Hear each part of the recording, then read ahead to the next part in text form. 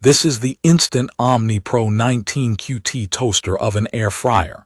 In this video, I'm sharing how it actually performed in my kitchen after real meals, a little meal prep, and some weekend experiments. I didn't baby it. I cooked on it the way I normally cook on busy weekdays, then pushed it a bit on the weekend to see where it shines and where it needs a little finesse. Out of the box it comes fully assembled, and setup was plug and play. I still read the manual and I'm glad I did. It explains the presets, the rack positions, and the temperature probe in plain terms. That saved me from guessing on my first rotisserie chicken. The controls are simple: a clear display, a main dial to pick modes and temps, and dedicated buttons that make sense after 2 or 3 uses. Preheat is quick, and the interior light is helpful. Nothing about the interface feels fussy once you get the hang of it. Key features that stood out to me start with the range of cooking modes. There's air fry, bake, broil, roast, dehydrate, slow cook, reheat, toast, and a real rotisserie setup with the spit and forks included. The built-in temperature probe is the feature I use the most.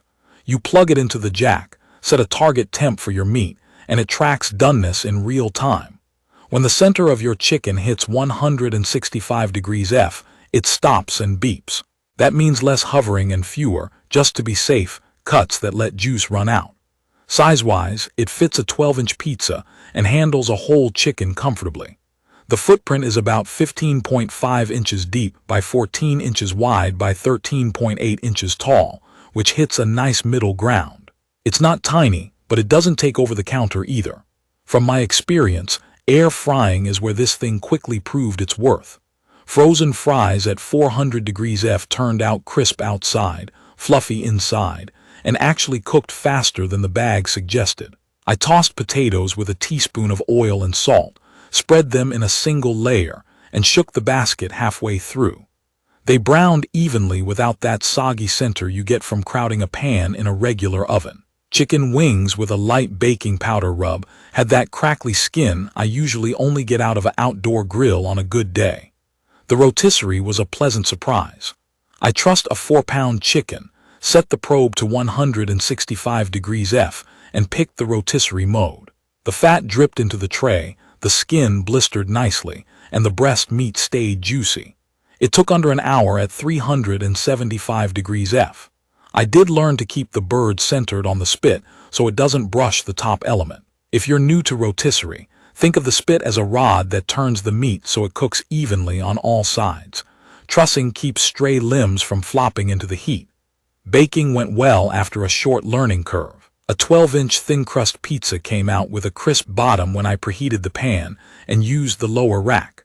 The top elements are strong, so I moved the pizza down a level to avoid over-browning the cheese. A small lasagna baked evenly on the middle rack, and I got clean edges without dried-out corners by covering with foil for the first half of the cook. Toast is fast. 6 slices fit, but I get the most even browning with 4. The back right corner ran a touch hotter in my unit, so rotating halfway solved it. The dehydrate mode did right by apple chips and beef jerky. Apples at 135 degrees F dried overnight to a leathery snap without scorching. Jerky at 160 degrees F finished in about 5 hours with a consistent texture end to end. Slow cook surprised me. I don't usually trust toaster oven slow cook modes, but a chuck roast in a covered casserole at the low setting broke down properly after 6 hours and shredded easily. If you're brand new to this, slow cook just means a long, gentle heat that melts tough connective tissue and makes meat tender.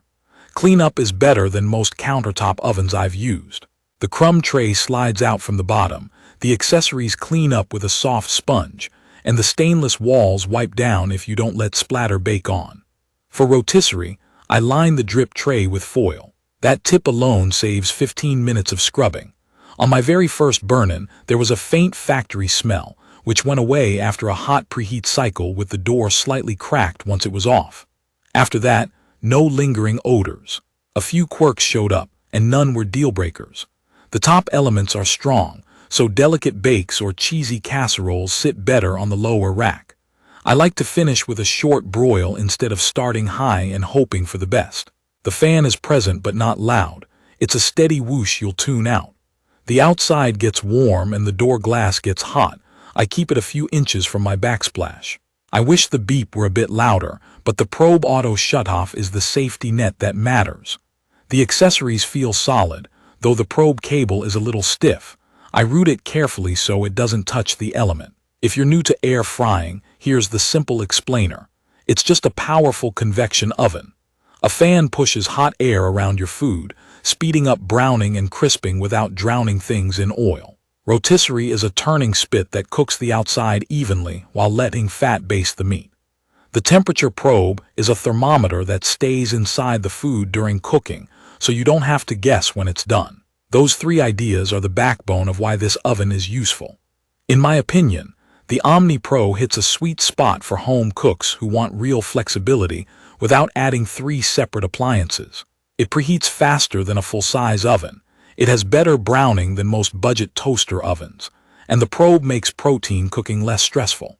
It's perfect for weeknight dinners where you want baked salmon and crisp potatoes in under 20 minutes, or a rotisserie chicken that doesn't tie up your main oven. It's also perfect for small apartments that can't fit a standard range, or for families who want a second oven during holidays. I'd recommend this for anyone who cares about even browning and reliable doneness more than having dozens of fussy presets. It's a strong match for people who want to air fry, bake pizza, roast vegetables, cook a whole chicken on a rotisserie, dehydrate snacks, and reheat leftovers without turning them soggy. If you bake sheet pan cakes larger than 12 inches or need commercial-sized trays, this won't replace a big oven. If you rarely cook and mostly toast bread, it's more machine than you need. From my experience, the learning curve is about 2 or 3 cooks. After that, you'll know which rack is your friend for each job. I use lower rack for pizza and casseroles, middle for cookies and fish, upper for quick broils. I trust the probe for meat every time, and I rotate delicate bakes once halfway through for perfect color. Preheating for pizza or fries makes a difference. Wiping it down while it's slightly warm cuts cleaning time in half. Key features worth calling out one more time are the 14 cooking modes, the temperature probe with auto shutoff, the rotisserie with the full kit included, the 19-quart interior that fits a 12-inch pie or a whole chicken, and the clear, no-nonsense controls. The combo of speed, capacity, and control is what kept me using it day after day, instead of letting it become another shiny box on the counter.